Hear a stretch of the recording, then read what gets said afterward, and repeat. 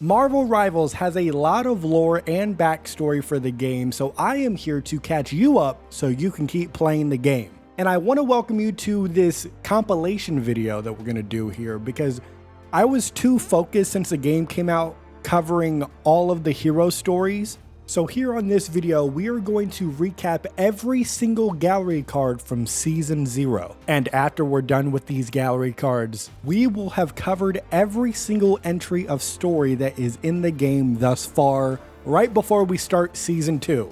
It's very exciting stuff, and before we begin, I do want to give a special shout out to Nolan and Keys, who are members over on our Discord server, who hooked me up with some of the Season 0 gallery cards because I hadn't unlocked them. So they went into the Discord, they dropped all the art, dropped all the lore in there. Again, Nolan, Keys, you're the MVPs. Thank you so much. And without further ado, it is about that time. The first gallery card is Let There Be Rivals, which is a passage written by Dr. Doom 2099.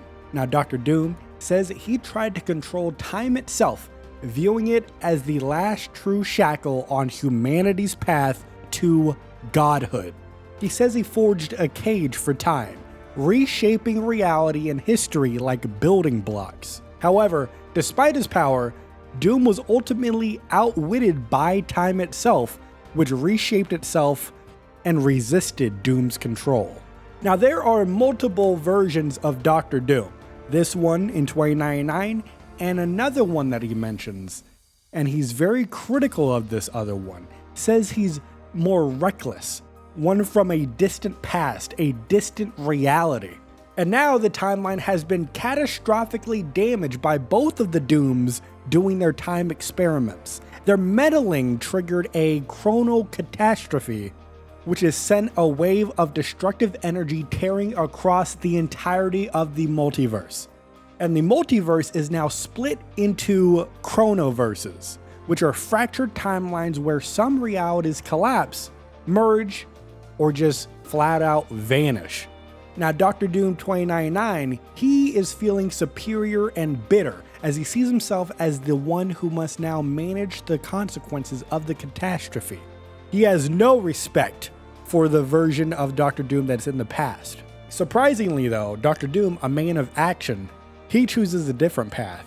Instead of acting directly as he usually does, Dr. Doom plans to manipulate heroes across dimensions to fix the multiverse for him, because this man sees them as useful pawns for his grander plan to take over the multiverse. Next up, we got your biggest rival, which is coming from the perspective of Galacta. Now, she starts off by saying that the voice you hear while you're playing the game is her, Galacta, daughter of Galactus, as she's acting as a narrator, as a fan, as an occasional cheerleader. Now, Galacta, of course, has inherited Galactus's cosmic hunger, but instead of eating inhabited worlds, she tries to control her cravings by eating cosmic constructs, which brings her to her new favorite snack, Chronovium. It's a crystal made out of pure chrono energy generated by the time stream entanglement, which is a multiversal crisis that is threatening to collapse all realities. With this threat, Galacta has preserved a handful of timelines, which serves as maintaining a steady chronovium supply and delay the total collapse of the multiverse itself. Now, as all of this is unfolding, her role is more passive. She's watching these events rather than directly interfering, at least for now. For now, the heroes and villains across the multiverse are fighting over how to fix reality themselves, each with their own different ideas, causing major conflicts across timelines. Galacta is watching all of this unfold like her own personal drama-filled TV show, snacking on chronovium like popcorn, having a great time with a dinner and a show. Next up, we have family affairs being told from the perspective of the Asgardian messenger squirrel known as Ratatoskar. Now, Ratatoskar is writing a letter warning of chaos spreading through Yggdrasil and the 10 realms. Odin has fallen into a deep slumber, leaving Loki to seize the throne of Asgard and reshape it in his image. Now, a cosmic chronal surge disrupted time and space, mutating Yggdrasil and Asgard into a merged realm called Isgard, a fusion of the ancient and the new. Loki seeks to drain Yggdrasil's sap, which now contains raw, temporal power, likely to manipulate time for his own gain. Meanwhile, Hela, the Queen of the Dead, allied with Loki in exchange for expanding her dominion into the land of the living, but her true goals may be far more sinister than that. With Hela's aid, Loki banished Thor Odinson to a distant dimension, leaving Asgard defenseless and under their control. Ratatoskar calls on others to rise up and reclaim Isgard before Loki's actions doom all 10 realms, and possibly all reality. Next up is Web Warriors from the perspective of Spider-Man Peter Parker. Spider-Man says that he is recruited by Spider-Zero, who gathers multiple Spideys across dimensions to deal with a multiversal threat. They end up in Tokyo in the year 2099, where a major tear in space-time is shredding the web of life and destiny apart, which is the multiverse's cosmic connective tissue. Now, this new team that's getting put together is consisting of Penny Parker and her Spider-Bot, a punk rock Spidey with a mohawk and a guitar, a chill, low-effort, just chill guy overall Spidey person, and Spider-Zero, of course, the team's leader. They have formed a multiversal team, which is tentatively called the Web Warriors, but that name could change, to repair the tear and save all realities connected by the web. Their opponent? The Master Weaver, Spider-Zero's former mentor, who was originally the guardian of the web. The Master Weaver is said to have gone rogue, believing he can use the chrono energy from the rift to strengthen the web, but at the cost of Tokyo's entire population. The Master Weaver then banished Spider-Zero for opposing his plan, forcing her to build a resistance from alternate universe Spideys.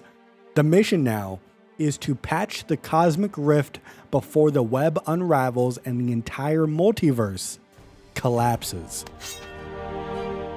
Next up is Blind Devotion. King T'Challa, the Black Panther, after hearing concerns from Shuri, his sister, about the corruption of Bast, the Panther goddess, begins to travel spiritually to the astral plane, known as Jalia, seeking answers. Upon arrival, he finds Jalia deserted and lifeless, indicating something has gone deeply wrong. Through meditation and communication with Bast, he discovers that the goddess has indeed become corrupted. Bast then demands absolute loyalty and violent devotion from King T'Challa, promising him unlimited power if he serves only her and destroys all opposition.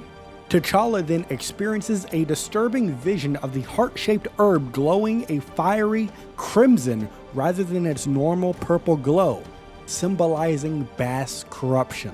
He breaks the connection with Bast, horrified by the twisted, warped reflection of the Panther goddess, stained with darkness and evil. T'Challa returns to the physical plane, awakening before a statue of Bast, which briefly shines with an ominous glow, reinforcing his fears of what has become. Resolute and defiant, King T'Challa vows to cleanse Bast of this darkness, pledging to save both his goddess and Wakanda from this mysterious corruption. Next up, we have Hydra's Hymn, which is told through a conversation between two Hydra agents. Now, this story takes place at the Chitaris base, which is a top secret Hydra facility hidden inside a mountain in Antarctica, considered one of Hydra's most important operation centers.